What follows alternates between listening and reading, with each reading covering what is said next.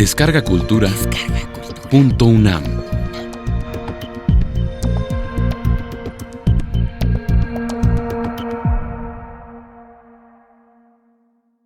Historia de la lucha de las mujeres por sus derechos en México.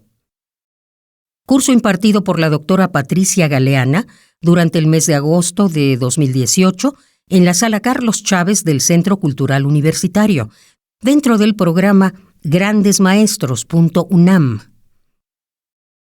Tema 1. Equidad, principio universal de armonía. Vamos a empezar este curso hablando de cómo surge la historia de las mujeres. Esta fue una historia olvidada por mucho tiempo. Los cronistas, desde si nos remontamos a Tucídides o a Heródoto, solo mencionaban a alguna mujer que hubiera tenido algún cargo político, que por algo hubiera tenido alguna participación en el poder. Esto lo vemos a lo largo de toda la historia, hasta que a mediados del siglo pasado se empieza a desarrollar una historia que ya no vea nada más la política. Recordarán si hay aquí algunas colegas historiadoras que siempre se estudió eso, la historia del poder. Luego vino esta reacción de decir, es muy importante estudiar la economía, y desde luego esta es una gran aportación del materialismo histórico, y se estudiaba historia económica, pero fue hasta el final que se cobró conciencia de la importancia de estudiar la historia social y la historia cultural.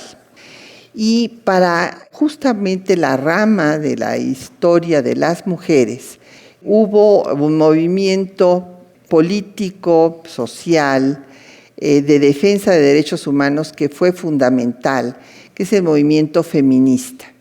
El movimiento feminista, a mediados del siglo pasado, se abocó a demostrar que la mujer no solo era objeto de la historia, sino sujeto de la misma. Entonces empezaron a surgir diversos trabajos en torno a las mujeres. Se estableció la Cátedra de Historia de las Mujeres, y aquí les puse un epígrafe de esta historiadora austríaca norteamericana, porque nació en Austria, pero después se nacionalizó estadounidense, Gerda Lerner, que va a establecer el primer curso que se da en Estados Unidos sobre las mujeres. Y ella explica con mucha razón que si las mujeres de su época conocen esta historia, esto les va a dar una mejor expectativa para mejorar su presente, que tiene un efecto psicológico de elevar la propia autoestima de las mujeres. Y se dan casos de personajes que se dan a la tarea de estudiar la historia de las mujeres en todas las etapas de la humanidad, como es la historia de Georges Duby y Michel Perrault. Y después, aquí en nuestro país, empieza también a estudiarse la historia de las mujeres ya como una rama de la historiografía, pero realmente cuando esto se sistematiza es a finales del siglo pasado. Yo diría que de la última década para acá. Hay una serie de conceptos que me interesa que tengamos claro al inicio de estas sesiones, que es el concepto de sexo y de género, que muchas veces se usan como si fueran sinónimos, así como igualdad y equidad, y no, son conceptos que tienen características distintas. El sexo ciertamente es el conjunto de atributos biológicos que hacen diferente a un hombre y una mujer por causas biológicas o naturales, pues hay algunas funciones que no pueden realizar los hombres y no solo las mujeres, parir o amamantar, por ejemplo. Pero el género es una construcción cultural.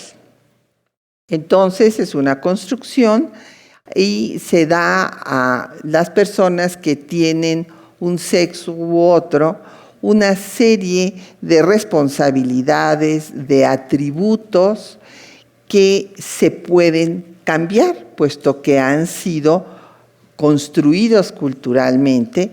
Entonces, por eso es que las feministas hablamos de deconstruir la historia patriarcal para construir una nueva historia en la que las mujeres no pasen de noche, ¿verdad?, como si fueran fantasmas, queden en el silencio, como si no hubieran participado en ninguno de los acontecimientos o de los procesos históricos, ya sea económicos, sociales o culturales.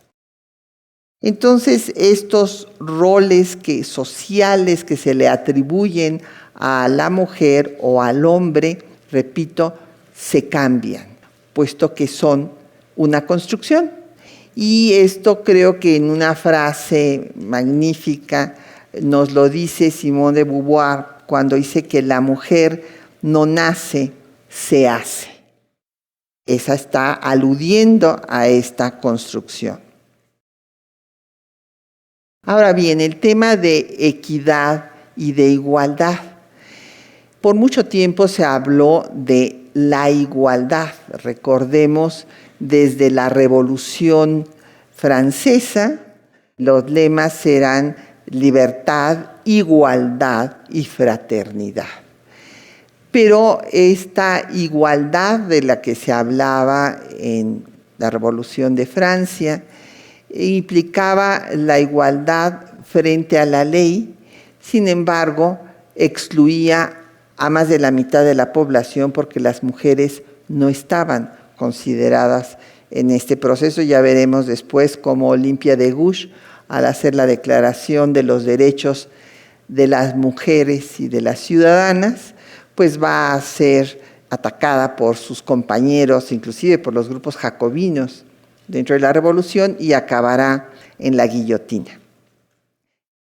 A mediados del siglo pasado surge otro concepto que no es el de la igualdad, que puede ser la igualdad jurídica o de derecho a la libertad, que viene desde la Declaración de Derechos del Hombre y del Ciudadano de 1789 y que es la que establece lo que se ha llamado también los derechos humanos de primera generación. Pero hay otras igualdades, ¿verdad? La igualdad económica, que va a ser pues el gran paradigma para el marxismo, por ejemplo, y no obstante esto no basta con declararlo, a veces, como hemos visto, tampoco basta con hacer una revolución inclusive armada, y surge por ello, a mediados del siglo pasado, otro concepto que es el de equidad. Cómo hacer que todos y todas tengan los mismos derechos. Por ejemplo, cómo hacemos que un niño que vende chicles en una esquina con su madre tenga derecho a agua potable, a vivir en un bajo techo, dormir bajo techo, alimentación adecuada, acceso a la educación. Entonces surge este concepto de equidad, de que hay que darles a los desiguales las condiciones para que puedan realmente ejercer la igualdad. Y entonces se habla de equidad. Últimamente el tema ha sido debatido en Naciones Unidas y ahora se habla de que sí, tiene que haber una equidad para lograr la igualdad sustantiva, o sea, esencial realmente, y no solo una igualdad artificial, nominal. Entonces, bueno, pues hay una serie de escritos de hombres y de mujeres que hablan de que esta desigualdad ha causado grandes males a la sociedad en su conjunto, a los pueblos. Flora Tristán lo va a escribir desde mediados del siglo XIX, señalando que todas las desigualdades del mundo, el olvido y el desprecio de los derechos de la mujer, pues han traído desgracias para la humanidad. ¿Cómo surge la discriminación de la mujer? Porque si conocemos los orígenes, bueno, pues entonces podremos entender por qué se da y tendremos más elementos para que se supere. En efecto, la discriminación de la mujer tiene raíces históricas y culturales y han sido reforzadas estas desigualdades pues por concepciones filosóficas, jurídicas, religiosas y pseudocientíficas. Estas ideas, estos conceptos han considerado que hay una pretendida superioridad física e intelectual del hombre y una debilidad de la mujer.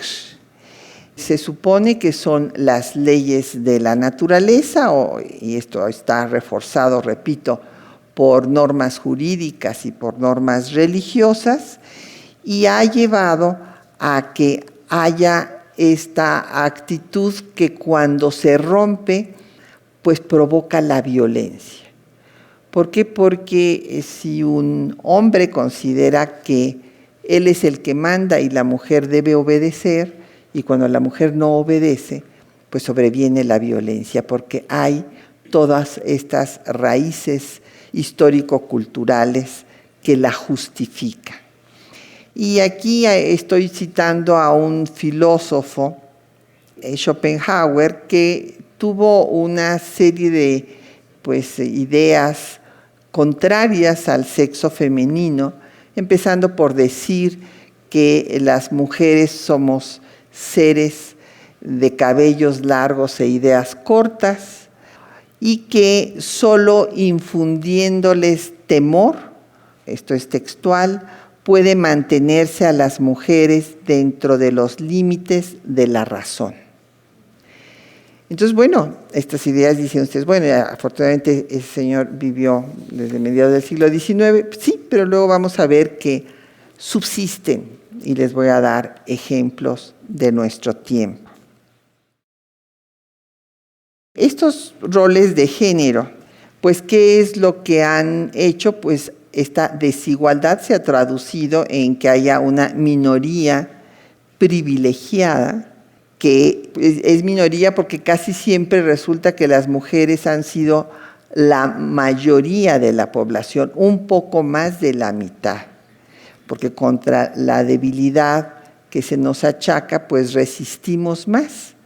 Y entonces, pues, si ustedes ven, hay muchas más viudas que viudos, nacen más mujeres que hombres, pues vean las estadísticas aquí mismo en nuestro país, en el INEGI, y lo podrán comprobar.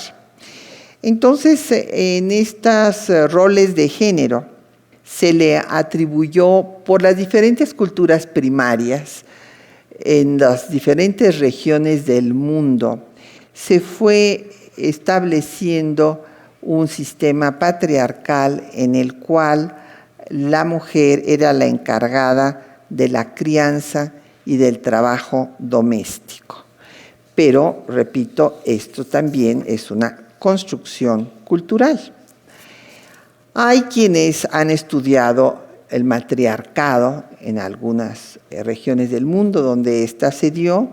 También tenemos colegas que dicen que nunca existió, que esto es un poco una fantasía de quienes nos dedicamos al estudio de la historia de las mujeres, pero es evidente que hay una serie de muestras de cómo originalmente se apreciaba a la mujer por ser la que daba lo más importante a una población, a una comunidad, que era su reproducción. Entonces el culto a la fertilidad pues hizo que hubiera un reconocimiento a la mujer, y bueno, desde la Venus de Willendorf, en fin, encontramos que estas esculturas de mujeres fértiles que tenían pues sus características femeninas marcadas en forma muy notoria, por decirlo de alguna manera, pues eran inclusive enterradas en el suelo para que fueran fértiles, el suelo diera también la cosecha como las mujeres daban la reproducción de la especie. Entonces, bueno, tuvimos figuras mitológicas femeninas importantes en diferentes culturas. En Egipto, Isis era la madre suprema y primaba sobre Osiris. En Grecia, Deméter, la diosa madre de la agricultura. Y bueno, esta idea también de la mitología griega de que cuando los hombres no ganaban una batalla, entonces entraban las amazonas, que era este pueblo de puras guerreras. Nos lo decía muy frecuentemente nuestro maestro, el doctor Silvio Zavala, que decía, bueno, a ver, las amazonas que vengan a resolver este problema cuando nos encontramos algún tema de investigación complicado. En Israel también hubo la idea de una mujer que no se había creado, como fue la idea que prevaleció, de la costilla de Adán, sino que se sentía su igual y era Lilith. Pero Lilith no prevaleció, la idea que prevaleció fue la de Eva, que recordarán ustedes que va a ser pues nada menos la que haga pecar a Adán, porque todos estaban felices en el paraíso, pero a Eva se le ocurrió darle la manzana prohibida, ¿verdad?, que le da la serpiente, que es Satanás, que después va a representar, esto es muy importante que lo sigan, va a representar al mal, y esta es la idea que prevalece. Y de ahí vienen todos estos conceptos de que hay que controlar a la mujer, porque la mujer no puede controlar su sexualidad por ella misma. Lo que prevalece pues es el mito de Eva y no el de Lilith. ¿Cómo se pasa al patriarcado? Claro, tenemos que ver pues los datos más significativos, y el proceso, el cambio se da ya en la propia Grecia, en donde Zeus se va a convertir en el Dios todopoderoso, capaz de crear sin ninguna ayuda de una mujer. Esta idea pues va a pasar a las culturas abrámicas, tanto a la judía como la musulmana, como la cristiana, las cristianas, las religiones cristianas, y en todas ellas Dios es uno y es masculino. ¿Se acuerdan ustedes que en la cultura griega, bueno, pues hay diosas y dioses? Y los dioses y las diosas tienen las mismas pasiones que los humanos, es una religión antropomorfa, pero resulta que el sistema patriarcal va a ir prevaleciendo hasta que haya un Dios más poderoso que todas las diosas, y pues que haga lo más importante que hace la mujer, que es la reproducción, o sea, crear de la nada. Claro, por otra parte, también se descubre que la mujer no crea de la nada, sino que necesita el semen masculino, la semilla para que pueda germinar el nuevo ser, y todo esto lleva a la apropiación del cuerpo femenino por parte del hombre, por parte del Estado, por parte de las iglesias. El hecho es que para garantizar su progenie, el hombre se posesiona del cuerpo de la mujer y el patriarcado es adoptado por estados e iglesias. También en este caso tenemos imágenes muy frecuentes de raptos. Aquí les puse el rapto de Helena, de Giordano, de Luca Giordano, pero en fin hay sin número de estas escenas de apropiación, de dominación del hombre sobre la mujer y fundamentalmente para controlar su sexualidad. En la Grecia antigua surgieron diversas discusiones en torno a la mujer y su capacidad.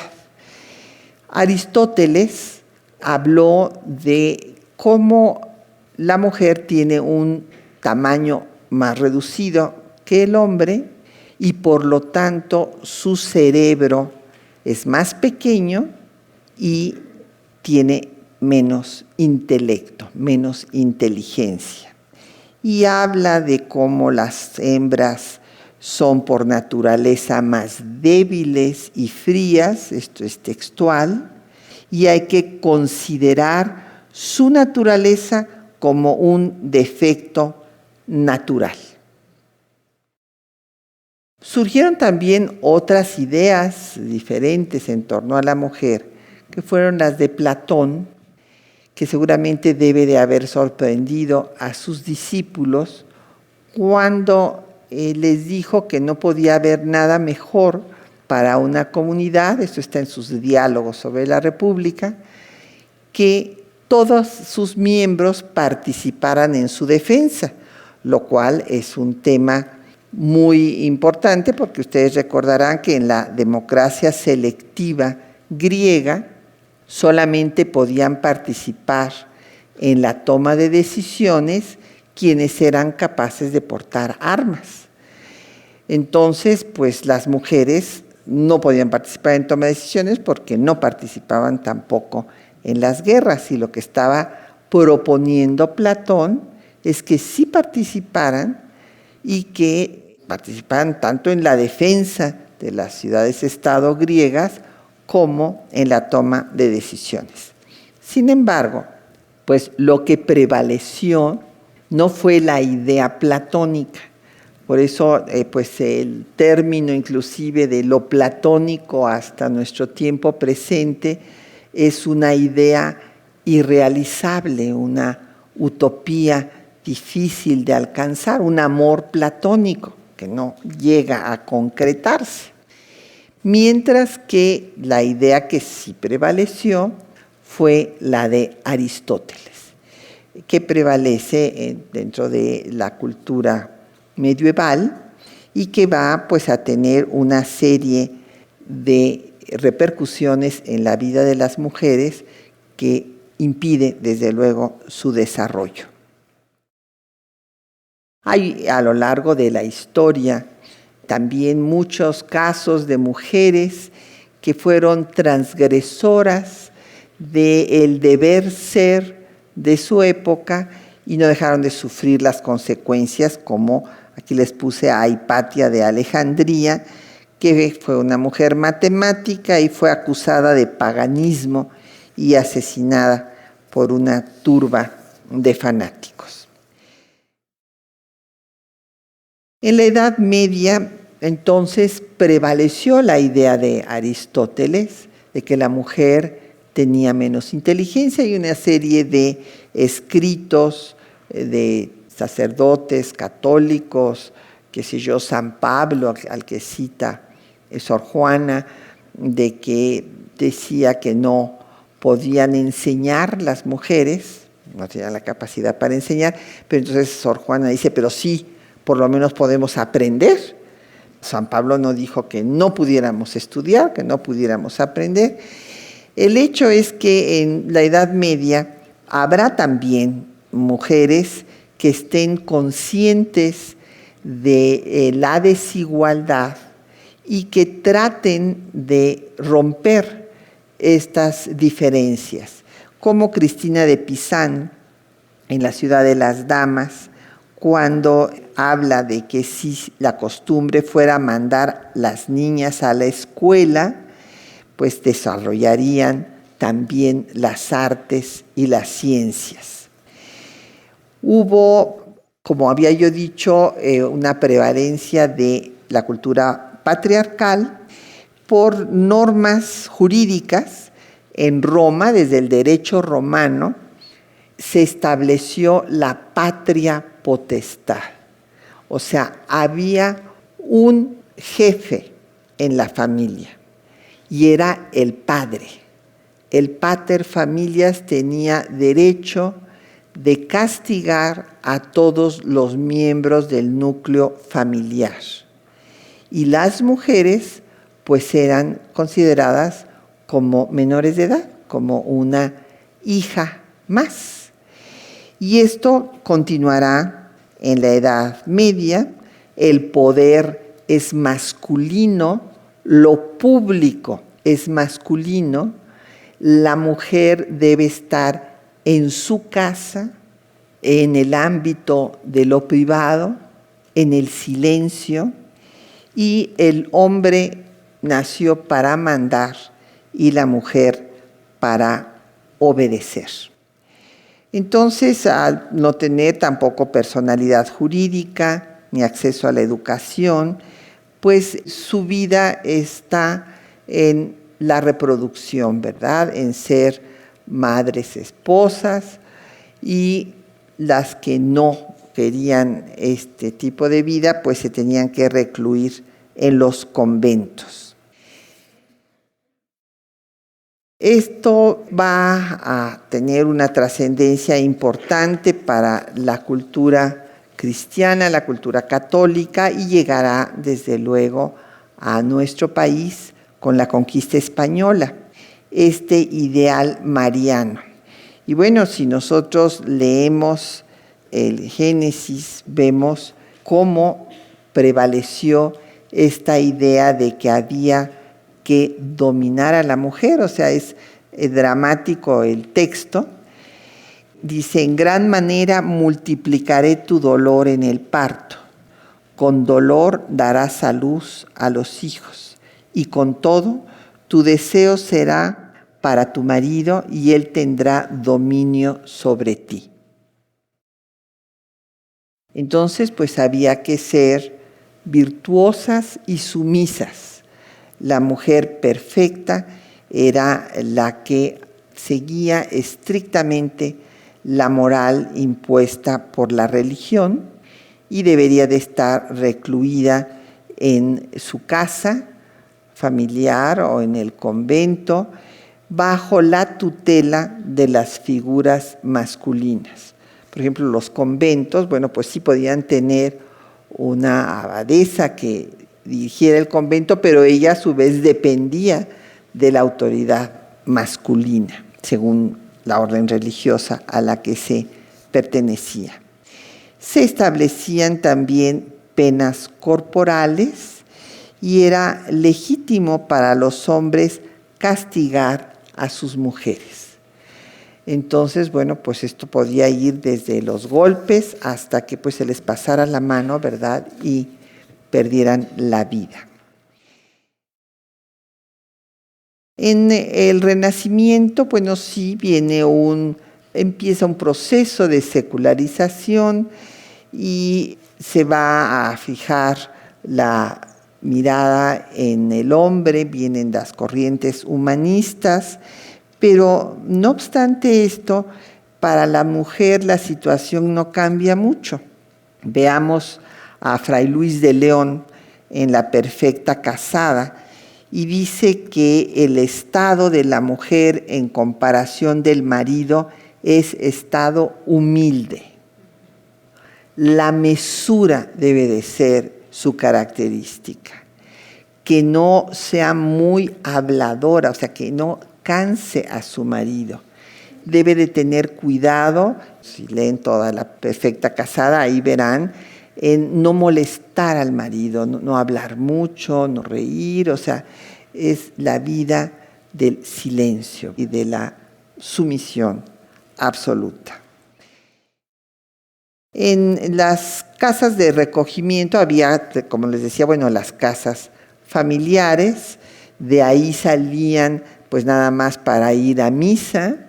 Todavía, yo no sé, espero que a ustedes ya a ninguna o a ninguno de los presentes les haya tocado oír esta frase, pero a mí sí todavía me tocó, que decían, las mujeres decentes están en su casa. Eso lo decía la mamá cuando le decía a uno que se iba a ir a hacer un trabajo con unos compañeros y que iba a regresar tarde. Eso, las mujeres decentes están en su casa. Y pues sí, eran en las casas familiares, cuidadas por el pater familias, o en las casas de Dios, siendo las esposas de Cristo, o en las casas de recogimiento, que estos eran especie de reformatorios o cárceles, según nos refiere Juan Luis Vives en la instrucción de la mujer cristiana, en donde dice que ahí se obligaba a las mujeres a trabajar y a orar para reformarlas. Tenían que ser educadas para procrear hijos para la Santa Madre Iglesia.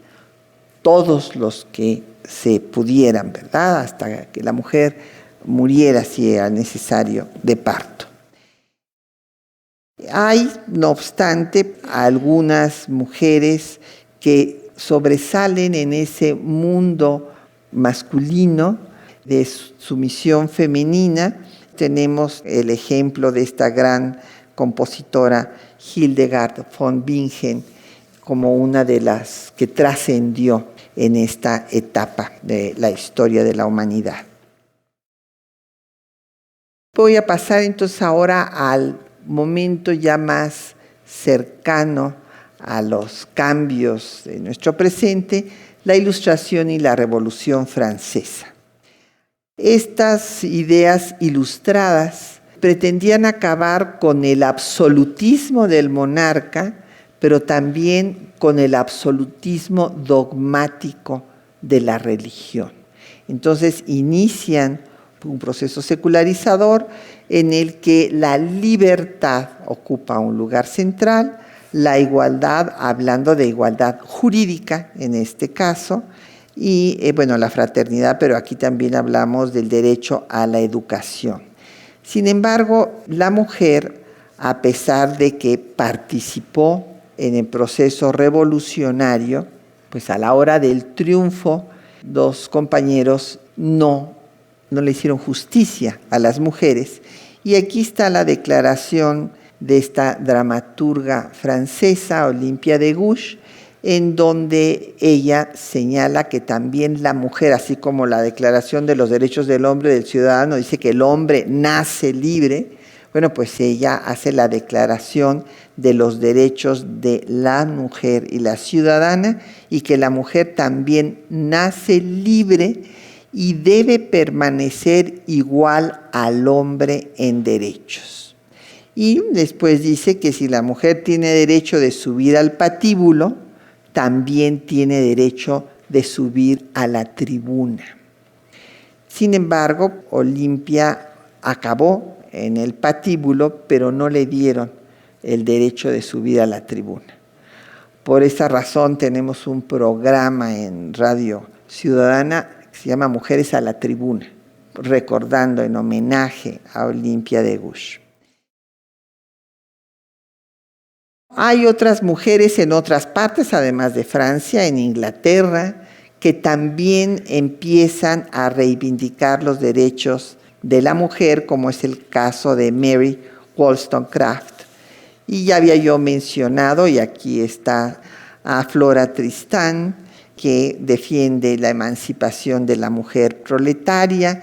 Y ya a mediados del siglo XIX, pues encontramos una serie de ideas en pro de los derechos de la mujer, tanto de hombres como de mujeres.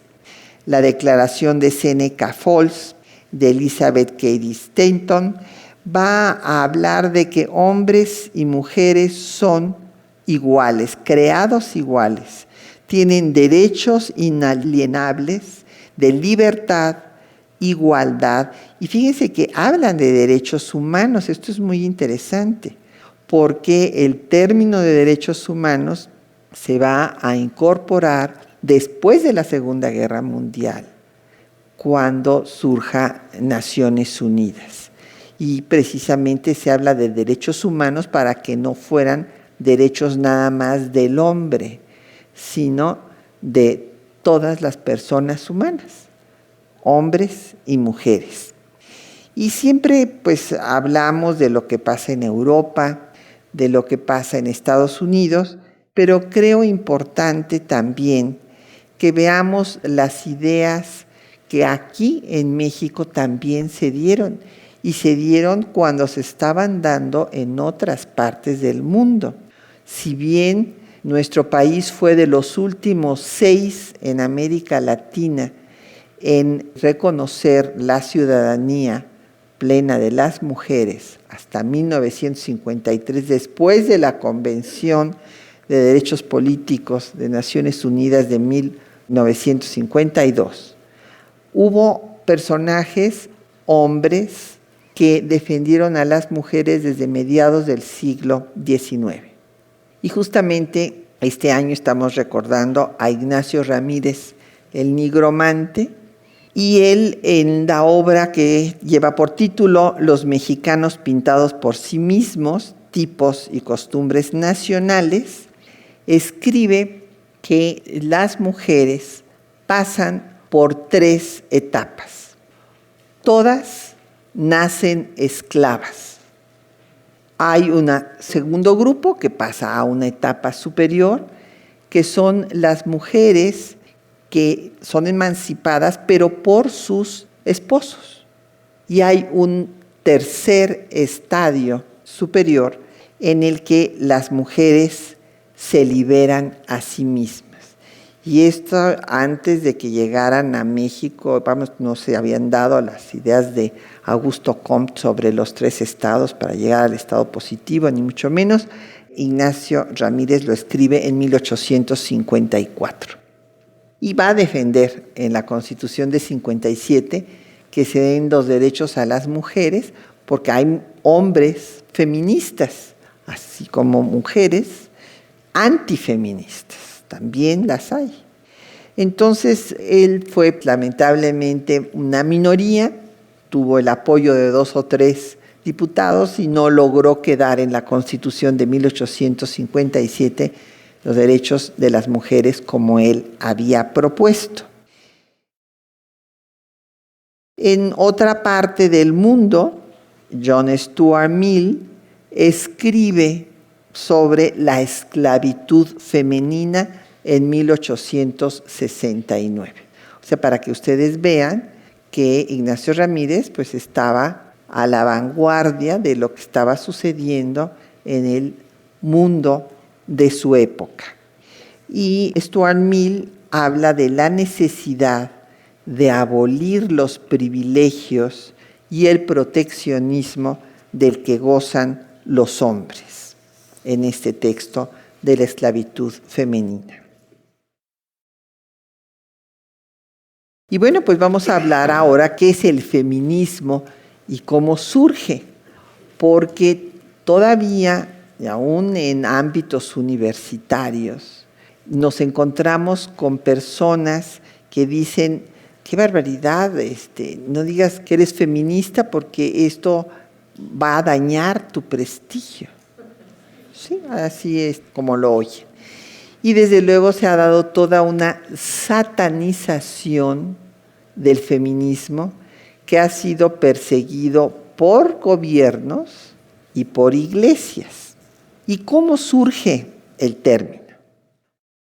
Originalmente, el término surge para designar una alteración del desarrollo normal de un sujeto masculino.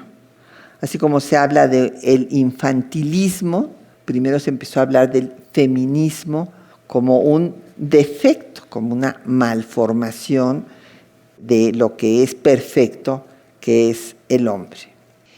Se ha atribuido el uso del término erróneamente, según investigaciones recientes, a Charles Fourier, que nunca usó, este socialista utópico, que realmente no usó el término. Quien sí lo usó, pero en forma negativa, fue Alejandro Dumas, hijo, en un panfleto que se llamó El hombre-mujer, para atacar las reivindicaciones de las mujeres que ya en 1870 iban increciendo. Y a finales del siglo XIX es cuando el movimiento sufragista francés va a difundir el término de feminismo como quien defiende los derechos de la mujer.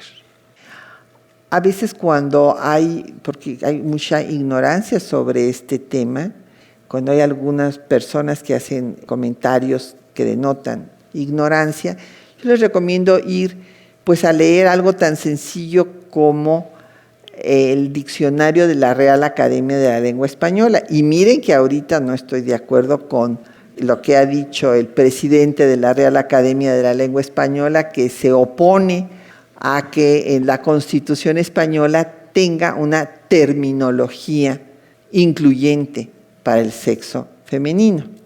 Pero de todas maneras, si vemos el diccionario de esta Academia de la Lengua que hablamos, el significado es muy sencillo.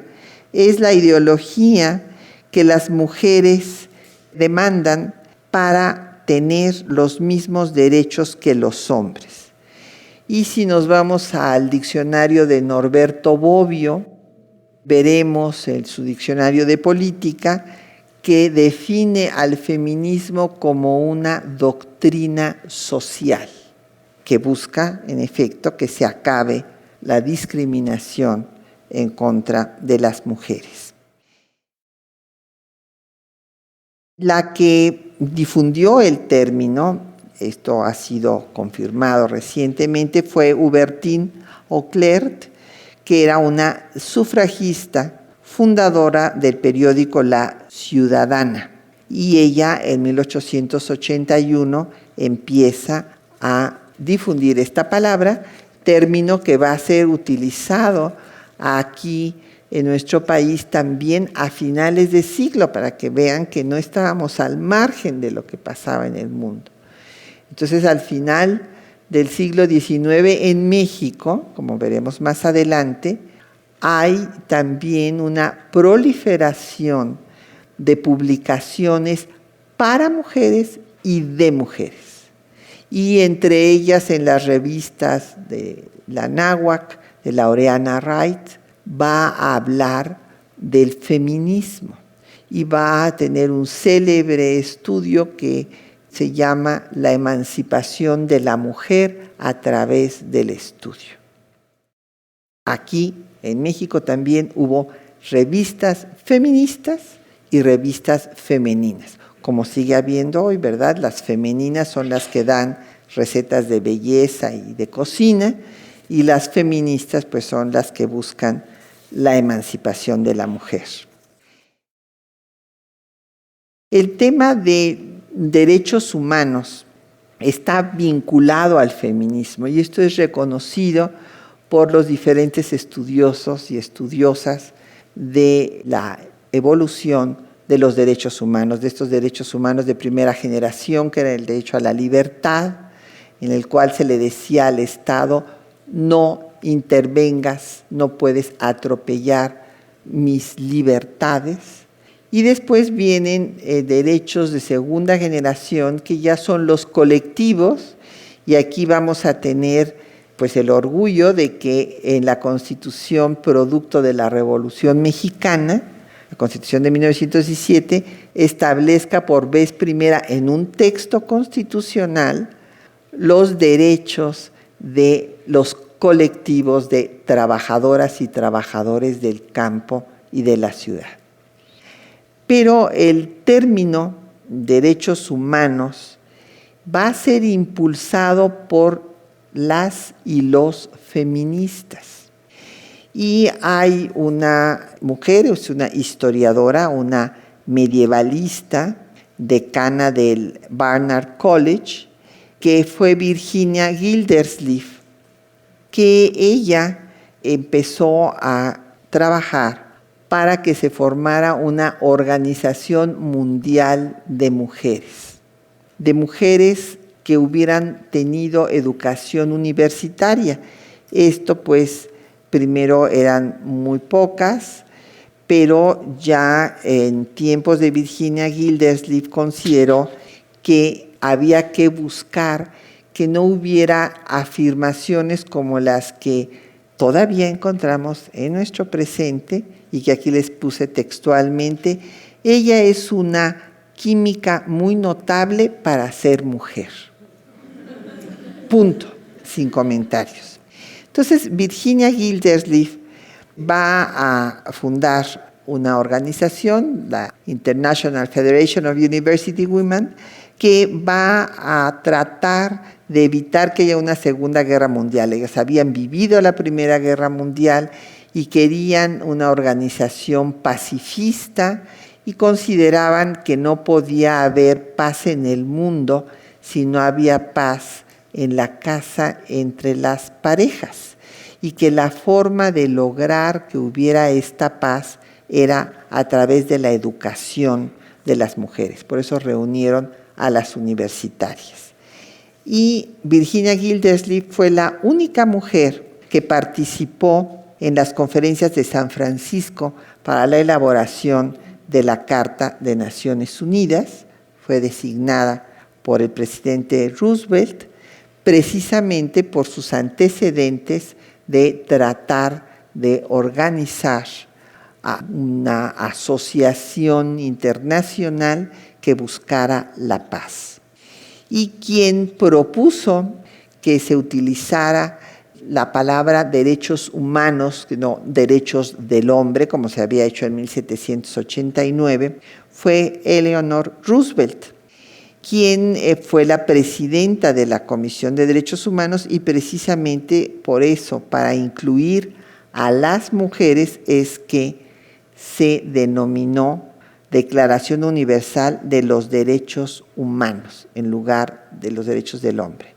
Por esto es que el feminismo está vinculado íntimamente con el desarrollo de todos los movimientos de derechos humanos.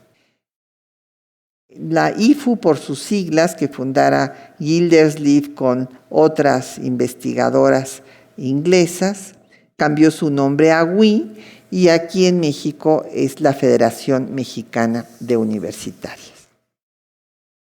Este movimiento, el movimiento de las mujeres, de la emancipación de las mujeres, fue considerado por filósofos, personajes como Herbert Marcuse, como una revolución la más importante de la historia de la humanidad, y la consideró una revolución pacífica y silenciosa. Y nosotros podemos añadir que todavía no concluye.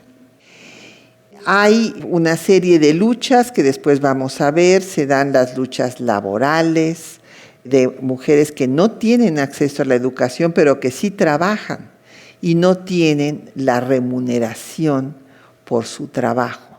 Entonces habrá luchas laborales, habrá luchas paralelas por la educación, y ya una vez que tengan el elemento del acceso a la educación aquí en México, a partir de la secularización de la educación con el triunfo de la Reforma Liberal, pues entonces empezarán a llegar por goteo a la universidad, y se empezarán a organizar para demandar sus derechos políticos. De todas maneras, digo que todavía no concluye porque tenemos que luchar por el derecho a decidir. En 17 estados de la República la mujer está criminalizada. No es posible que haya ciudadanas de primera y ciudadanas de segunda, que las ciudadanas que vivimos en la Ciudad de México tengamos el derecho a decidir sobre nuestro cuerpo y que haya en 18 estados de la República donde no se puede tener esos derechos. Y bueno, el tema de la violencia, pues ya lo veremos. Tenemos lamentablemente el primer lugar en feminicidios en América Latina, o sea, no nos estamos comparando con Suecia o con otras partes del mundo, no, con nuestro entorno histórico y cultural. Y bueno, esto quiere decir que todavía nos falta mucho para avanzar. Es muy importante también ver que hay diferentes feminismos, así como hay diferentes liberalismos, como ha habido diferentes socialismos. Bueno, pues sí, en efecto, ha habido movimientos radicales y también desde las sufragistas inglesas que llegaban a poner bombas para que se les escuchara, hasta los movimientos de los 60s excluyentes del género masculino, y es muy interesante el análisis ya, inclusive que hace Norberto Bobbio, del desarrollo del feminismo y cómo en los 90s pasa a un feminismo que lucha por la otredad, por sus derechos, por su derecho a ser diferentes. Y bueno, pues aquí Judith Butler, en la cita que les puse, se declara feminista porque se opone a la discriminación y porque lucha por el desarrollo humano. Para ver qué tanto nos falta por avanzar, les puse algunos ejemplos de cómo prevalecen los atavismos patriarcales en nuestro tiempo presente en las más altas esferas de la cultura y de las ciencias, ahora de las tecnologías, de las TICs. Por ejemplo, pues vemos que este estudio de la Universidad de Glasgow va aparentemente a ser muy equitativo, según ellos, con las características del cerebro femenino y masculino, pero dice que el hombre tiene más neuronas dedicadas al razonamiento.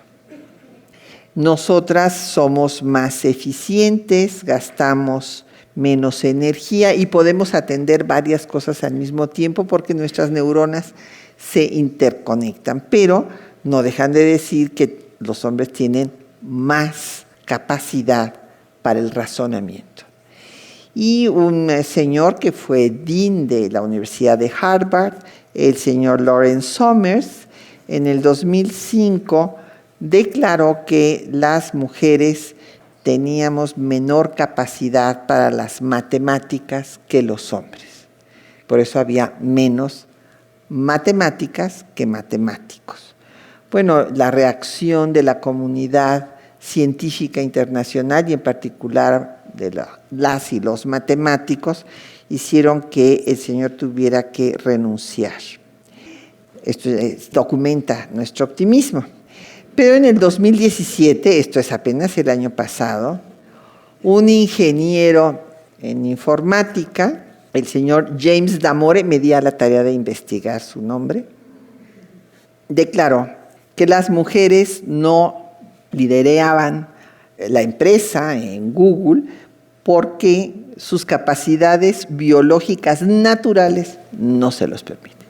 O sea, parece que fue alumno de Aristóteles, o sea, sigue sus mismas ideas.